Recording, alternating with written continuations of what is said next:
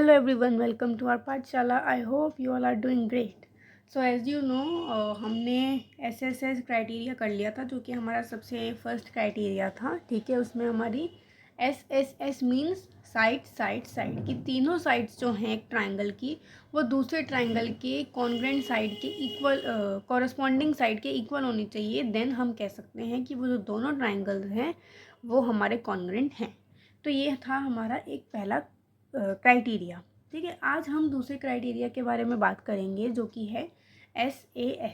ठीक है, अब जैसे कि आपका साइड साइड साइड था SSS, अब इससे अंदाज़ा लगा सकते हैं कि हमारा SAS क्या होगा. सो SAS means side angle side. ठीक है, साइड एंगल साइड. अब इसमें मतलब क्या होता है कि हमारे पास वी कैन से दो ट्राइंगल्स हैं. लेट्स से मैंने ट्राइंगल ABC लिया और ट्राइंगल DEF ले लिया. ठीक है, triangle ABC and triangle DEF. ठीक है, अब हम उसी तरीके से करेंगे that in triangle ABC and triangle DEF. ठीक है, लेट्स से कि AB हमारे इक्वल है DE के. AB is equal to DE, ये हमारा क्या है, गिवन है. ठीक है, और मैंने कहा कि BC इक्वल है EF के.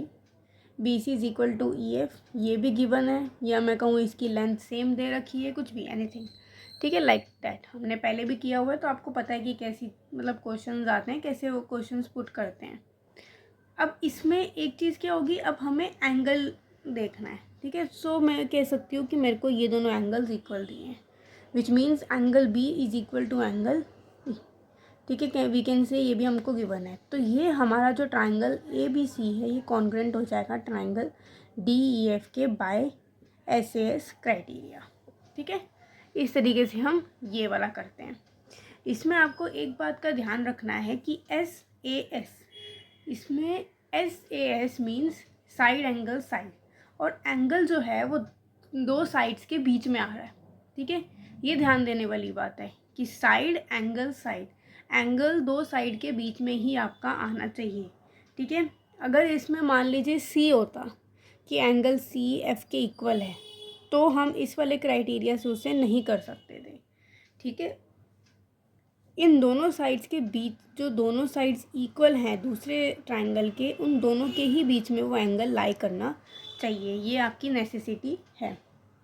ठीक है, angle should be included between the two sides. जो हम दो साइड्स ले रहे हैं उनके बीच में ही जो लाइक हमारा एंगल है वो इंक्लूड होना चाहिए. ठीक है, ये आप आगे भी समझेंगे.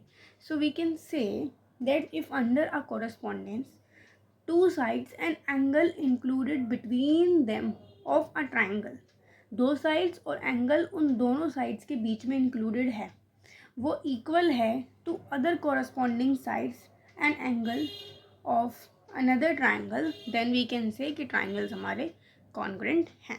ठीक है, तो बेसिकली हमें इसमें दो चीज़ें चेक करनी है. पहली, दो साइड्स इक्वल होने चाहिए दूसरे ट्राइंगल के कॉरस्पॉन्डिंग साइड से. दूसरी चीज़ हम चेक करेंगे कि एंगल्स, एक एंगल हमारा इक्वल हो, ठीक है, दूसरे कॉरस्पॉन्डिंग एंगल से. फिर हमें चेक करना है कि वो जो एंगल है जो इक्वल है वो उन दोनों साइड्स के बीच में आना चाहिए, वो उन दोनों साइड्स में इंक्लूडेड होना चाहिए. ये नहीं कि बिल्कुल अलग ही वो एंगल है. अगर वो अलग हुआ तो भले ही वो इक्वल हो जाए, फिर भी हम उसे इक्वल कंसीडर नहीं करेंगे. ट्राइंगल्स हमारे कॉन्ग्रेंट नहीं हो पाएंगे बाय SAS क्राइटेरिया. ठीक है, लाइक दिस. इसके लिए हम एग्जाम्पल से समझते हैं. एग्जाम्पल 4. ठीक है, let's discuss example 4. Okay, example 4 says given below are measurements of some parts of two triangle. दो triangles की measurement दे रखे हैं. एग्जामिन करना है whether the two triangles are congruent or not. हमें ये एग्जामिन करना है कि जो दो triangles इसमें given हैं वो congruent हैं कि नहीं हैं. Using SAS congruence rule.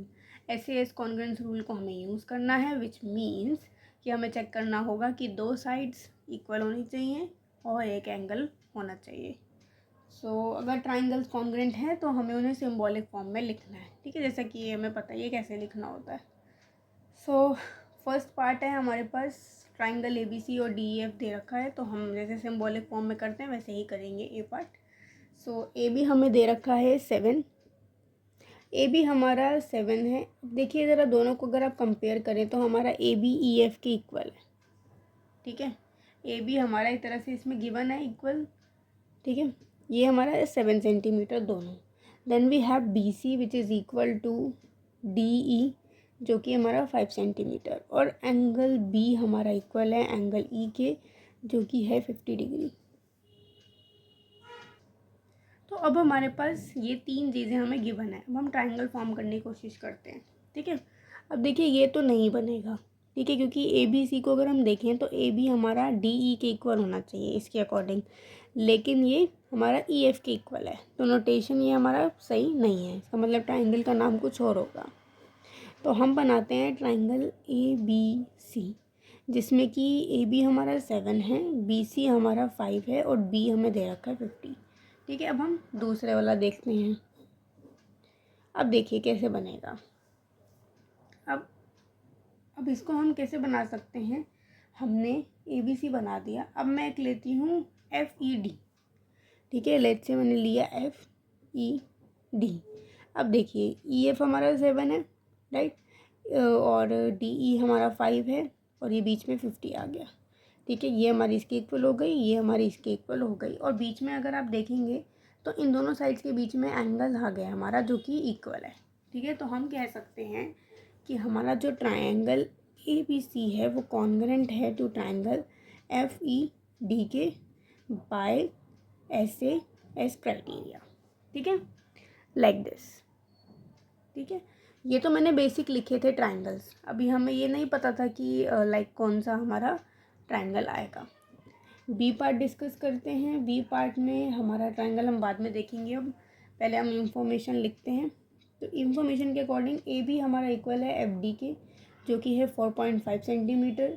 Then ए सी हमारा इक्वल है डी ई के जो कि है 4 सेंटीमीटर, और एंगल हमें दिया हुआ है एंगल ए इज़ ओके। अब अगर आप इसमें ध्यान से देखेंगे तो एंगल ए एंगल डी के इक्वल ही नहीं है, नॉट इक्वल, क्योंकि एंगल है तो हमें 60 डिग्री दिया हुआ है और एंगल डी हमें 55 दिया हुआ है, तो ये तो इक्वल है ही नहीं। तो दो साइड्स तो इक्वल हैं पर एंगल्स इक्वल नहीं है, तो ये तो वैसे भी नहीं हो सकता, ठीक है। तो ट्राइंगल्स आर नॉट कॉन्ग्रुएंट, ठीक है, लाइक दिस। अब इसमें तो आप खुद ही देखिए, अब जब एंगल ही नहीं इक्वल तो हम आगे तो बढ़ ही नहीं सकते। अगर हमारा ये जैसे फर्स्ट स्टेप था 2 साइड होनी चाहिए, दूसरा कि एंगल्स होना चाहिए, फिर हम थर्ड चेक करते हैं कि जो एंगल है वो उन दोनों साइड के बीच में है कि नहीं है। इसमें तो वो एंगल्स ही इक्वल नहीं है, तो हम नेक्स्ट स्टेप पे कैसे जाएंगे। तो हमें इसी से पता चल गया कि ट्राइंगल्स हमारा कॉन्ग्रुएंट नहीं होगा। ओके, एग्जाम्पल 4 का थर्ड पार्ट आपका होमवर्क में है, सी पार्ट। आप उसे ट्राई कीजिएगा। अगर आपको नहीं समझ में आता सो आप मुझे बता सकते हैं, हम उसे डिस्कस करेंगे। बट टिल देन मैं चाहूँगी कि आप एक बार खुद ही से देखें करके कि आप कर पा रहे हैं कि नहीं, ठीक है। Okay, now let's talk about example 5। So example 5 में हमें फिगर दे रखी है जो मैंने ड्रॉ कर ली है। ए बी सी है और बीच में हमारी ए डी मीडियन लगी हुई है, और वी कैन से कि जो ए डी मीडियन है वो उस ट्राइंगल को 2 पार्ट्स में डिवाइड कर रही है, ठीक है। Okay, now we can say given क्या क्या है। हमें गिवन है कि ए बी हमारा ए सी के इक्वल है, पहली चीज़ तो ये गिवन है। दूसरी ए डी बाइसेक्टर है ऑफ एंगल बी ए सी, ठीक है। ए डी हमारी बाइसेक्ट कर रही है, बाइसेक्ट एंगल बी ए सी को, और जब भी वो बाइसेक्ट करती है तो वो उन एंगल्स को इक्वल पार्ट्स में डिवाइड करती है। बाइसेक्ट का मतलब क्या हो गया कि angle B A D equal हो जाएगा एंगल सी ए डी के, ठीक है, क्योंकि वो बाइसेक्ट कर रही है, ठीक है, समझ में आया। ओके, नाउ हम प्रूव करते हैं कि क्या है। तो हम ट्राइंगल भी ले लेते हैं, ठीक है। जैसे कि फर्स्ट पार्ट में हमें बोला गया है, फर्स्ट पार्ट में है कि हमें 3 पेयर्स ऑफ इक्वल पार्ट्स बताने हैं इन triangle. So in triangle A D B and triangle A D C, ये 2 ट्राइंगल्स हम लेंगे, इसमें अब हम चेक करेंगे। तो अब आप देखिए ए डी क्या है, कॉमन, और मैंने कहा है कॉमन को भी हम इक्वल ही लेते हैं।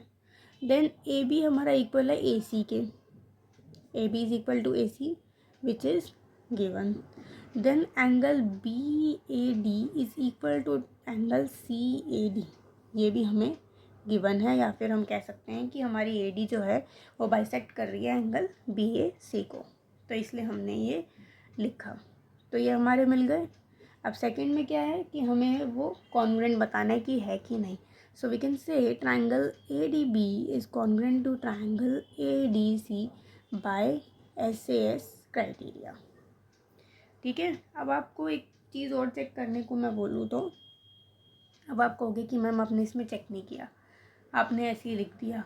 तो अगर आप ध्यान से देखेंगे तो ये जो दो ट्राइंगल्स हैं उसमें एक साइड हमारी ये है और एक ये है, और उन्हीं के बीच में ये एंगल आ रहा है, तो ये SAS, ठीक है, हम कह सकते हैं ऐसे हो जाएगा। ठीक है, SAS, इसलिए मैंने SAS लिखा है। ठीक है, मैंने ये चेक आपको पहले नहीं बताया क्योंकि मेरे को समझ में आ गया था, लेकिन आप ज़रूर पहले चेक करेंगे, प्रैक्टिस करते जाएंगे तो आपको भी समझ में आने लगेगा कि ये है कि नहीं है।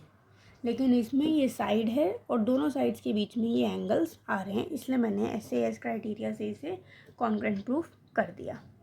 नाउ अगेन हमें बोला गया थर्ड पार्ट में कि angle B should be equal to angle C, तो हम कह सकते हैं एंगल B एंगल C के इक्वल है by CPCT corresponding parts of congruent triangle. ठीक है, CPCT से हम कुछ भी इक्वल कर सकते हैं, जैसा कि मैंने आपको बताया ही है। So that is it for today guys. हमने ये दो एग्जांपल्स डिस्कस करे काफ़ी डिटेल में, इनको आप एक बार एनालाइज कीजिएगा कि आप इसे समझ पा रहे हैं कि नहीं। कल हम इसी के बेसिस पे ट्राई दीज करेंगे। ठीक है, सो उनको करने से पहले मैं चाहूँगी कि आप इनको अच्छे से मतलब स्टडी कर लें कि आप इन्हें समझ पाए हैं कि नहीं, और अगर कोई डाउट हो so do let me know, हम वो डिस्कस कर लेंगे कल, फिर हम आगे मूव करेंगे। So thank you so much for watching, have a nice day.